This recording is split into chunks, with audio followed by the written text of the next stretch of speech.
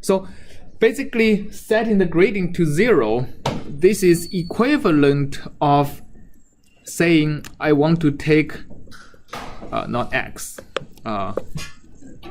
a and b square, this times my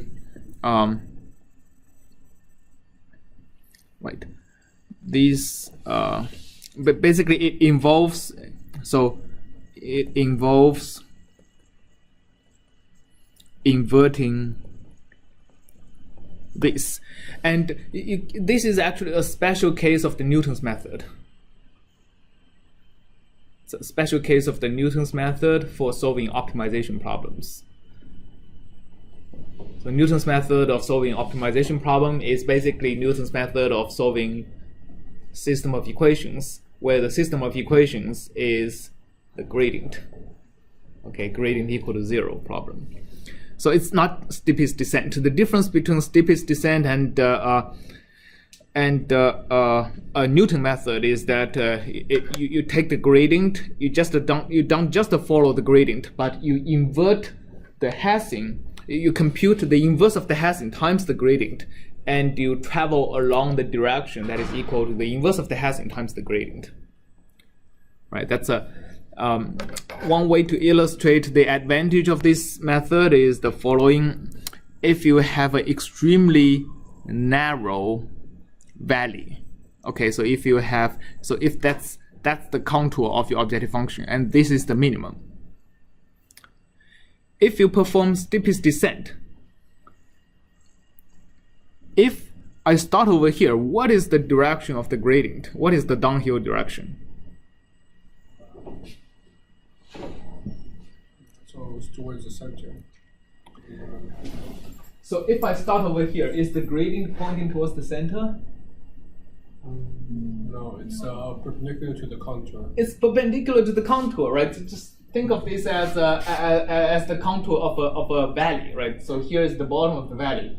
The contour means the height is the same along this line. So if the height is the same, the downhill direction is going to here, right? So okay, so you are taking a step over here, and more likely than not, you're going to end up somewhere here, and then you take the next steepest direction, which is probably back over here. So you end up kind of going zigzag along the valley.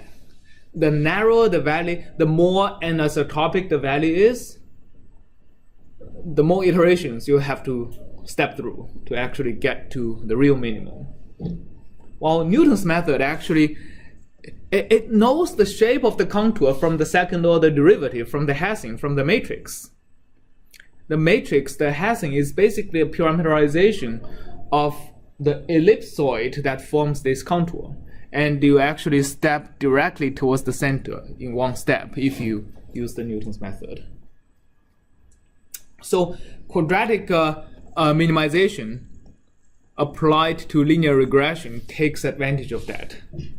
So this is actually why linear regression is actually extremely popular in actually anything that it's interesting that when you have a huge number of parameters, the most successful method are either the simplest or the most complicated. The linear regression method with all kinds of regularization, like lasso regression and the ridge regression, they are one of the most successful methods when you have a huge number, thousands of parameters. Or some other applications use these deep neural networks that also ends up to be better than linear regression for some class of problems. But still, for many problems, linear regression rules. So let's consider our case of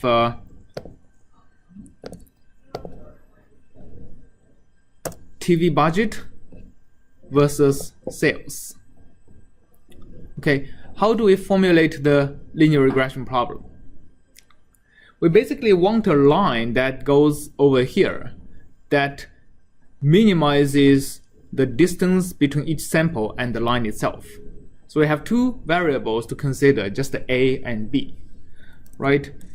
And from this formula we have, we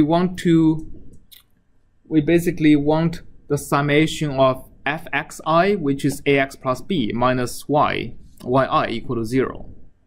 Okay, and we also want this to be 0. So if we write it down, if we expand the form of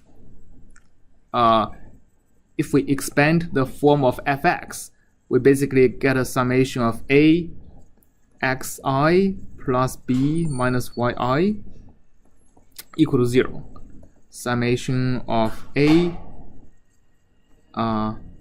xi plus b minus yi times xi equal to 0. So can somebody write this in a matrix form? What do I get if I write this in a matrix form?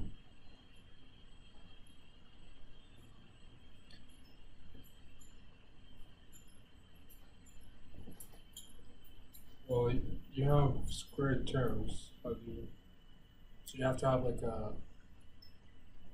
Is it possible to write it in one single matrix? That's a good question. So I have squared terms, but the squared terms are what? The expression I have is actually have a quadratic relationship with respect to xi. But remember, xi are data. They are not the unknowns to be solved. The unknowns to be solved are a and b.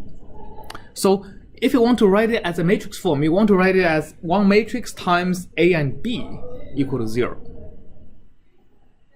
Right?